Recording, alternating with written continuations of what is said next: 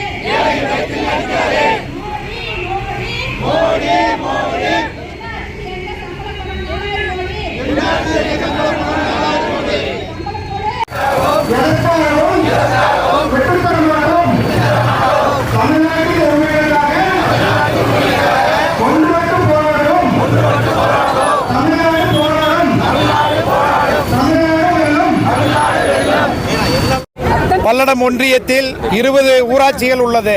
அந்த 20 ஊராட்சிகளில் 4000க்கும் மேற்பட்ட மக்கள் இந்த 100 நாள் வேலைவாய்ப்பு திட்டத்தில் கீழ் பணி செய்து வருகிறார்கள்.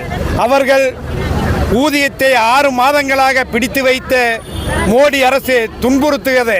அத்தனை குடும்பங்களும் வறுமையில் வாடிக்கொண்டிருக்கிறது. இப்படிப்பட்ட நிலையை மத்திய அரசு மீண்டும் செய்யுமானால் இந்த போராட்டம் இல்லை, இன்னமும் வெவ்வேறு விதங்களில் போராட்டம் கடுமையாக விளைவை சந்திக்க வேண்டும் என்று மத்திய அரசை கண்டித்துக் கொள்கிறோம்.